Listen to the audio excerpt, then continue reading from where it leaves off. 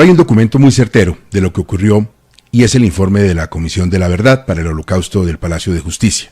489 páginas, fue elaborado entre 2005 y 2010 y reconstruyó los pormenores de esa dolorosa historia.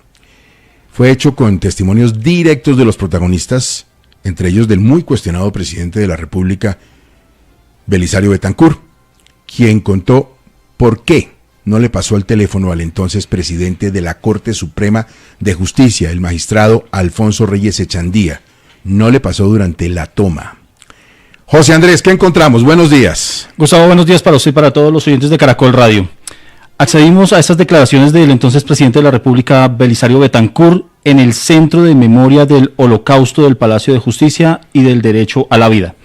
Pero antes de esas declaraciones, uno de los momentos que se quedó en la memoria de los colombianos fue cuando el magistrado Alfonso Reyes Echandía, a través de la radio, le pidió al presidente Betancur cese al fuego. Así sonó ese momento en Caracol Radio. ¿De quién habla? Presidente de la Corte. ¿Doctor Reyes? Sí. ¿Doctor Reyes? Sí. ¿Cómo sabemos que usted realmente es el doctor Alfonso Reyes? Yo soy Alfonso Reyes Echandía, presidente de la Corte Suprema de Justicia. ¿Cómo está la situación, doctor Reyes? Mal, necesitamos dramática y urgentemente que cese el fuego por parte de las autoridades. Estamos rodeados del M-19 en varios pisos, en el cuarto piso, en varios de nuestros establecimientos, de nuestros despachos judiciales. Ellos están dispuestos a dialogar, traen una demanda concreta, pero si no cesa inmediatamente el fuego, morimos todos. Estamos en este momento siendo apuntados por las armas de unidades del M-19. La única forma de conversar con esta gente y de buscarle una salida honorable a esta situación.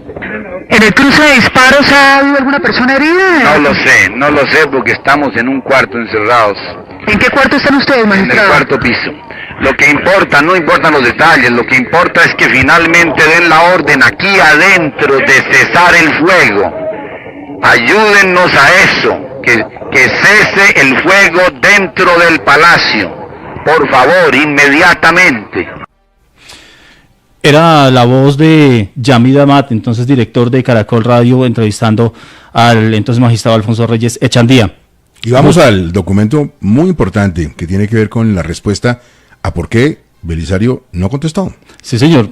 El expresidente Belisario Betancur, en el año 2006, explicó ante la Comisión de la Verdad sobre los hechos del Palacio de Justicia las razones por las cuales no le pasó al teléfono al entonces presidente de la Corte, Alfonso Reyes Echandía. Esto fue lo que dijo.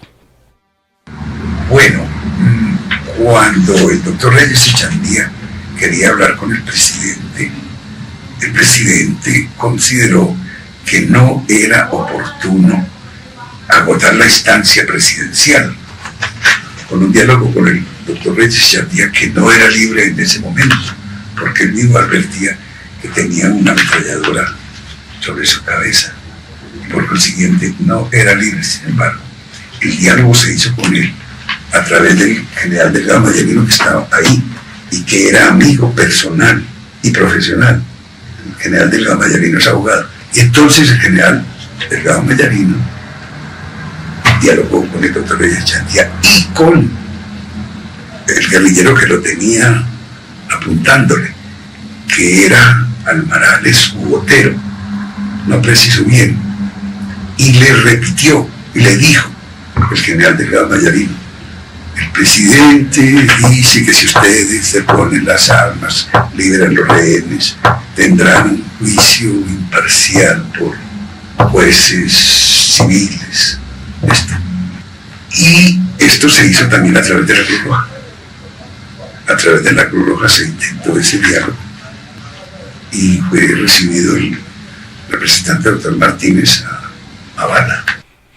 Gustavo, el informe final de la Comisión de la Verdad sobre los hechos del Palacio de Justicia concluyó que el presidente y sus ministros no recibían de parte del comandante de la operación militar, general Arias Cabrales, ni de sus superiores de la información puntual acerca de lo que sucedía en el Palacio, lo que generó un vacío de poder, dado que el presidente simplemente fue un espectador del desarrollo de los desastrosos acontecimientos.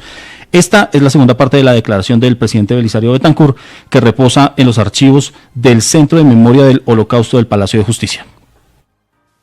El presidente, según la Constitución, es comandante en jefe de las fuerzas militares, como ustedes lo saben.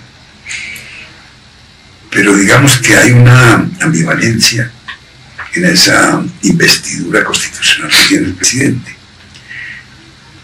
Y uno de los puntos de esa investidura pone en cabeza del presidente la toma de decisiones de ir a tal parte, de Ramlito, de que 180 kilómetros despejamos para acuerdos humanitarios, etc.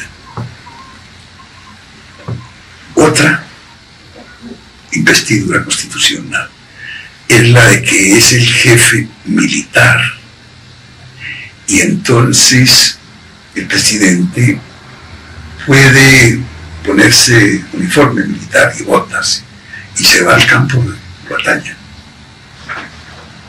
En la Constitución del 86 incluso se establecía que el vicepresidente asumía inmediatamente, porque el presidente se iba al campo de batalla.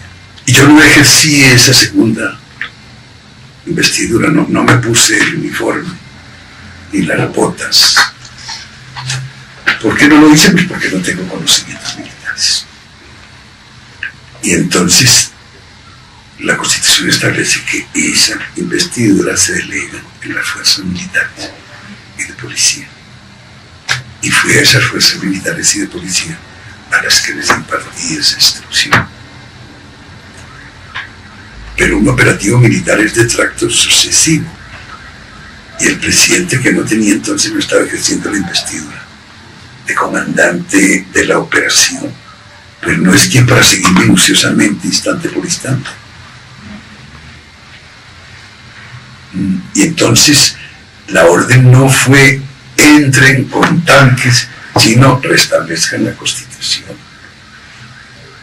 en el Palacio de Justicia, garantizando la vida de los rehenes y aún de los guerrilleros. Gustavo, en agosto de 1982, cuando llegó al poder el presidente Belisario Betancur Cuartas, por primera vez en la historia del país se reconoció el carácter político y social del conflicto armado colombiano, y se decidió utilizar el diálogo como instrumento principal para buscar la reconciliación del país. Pero durante la toma del Palacio de Justicia se negó a dialogar. ¿Por qué? Esta fue la explicación. El magistrado, la actitud del presidente Betancur había sido, como les he comentado antes, siempre de diálogo. Había pagado unos precios políticos por el diálogo y el diálogo y el diálogo. Y esa actitud seguía siendo la del diálogo. Pero es que el M-19 entró no a un diálogo, sino a un operativo militar de toma del poder. Recuerden ustedes que las características mismas del asalto no daban pie para pensar que es que los que iban en esos vehículos iban en busca de un diálogo, porque entraron disparando y matando. Y entonces para el M-19 no era un diálogo lo que buscaban, era un operativo militar de toma de poder. Yo diría más, no era un operativo, era el operativo.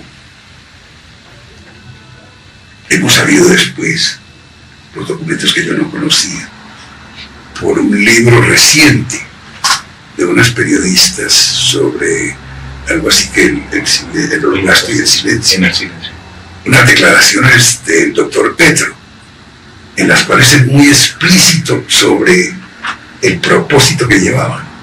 El propósito que llevaban era tomarse el poder y era suscitar una rebelión, porque aquellos agentes subjetivos de la subversión estaban insatisfechos porque los agentes objetivos, el caldo de cultivo, no se venían cumpliendo, más o menos.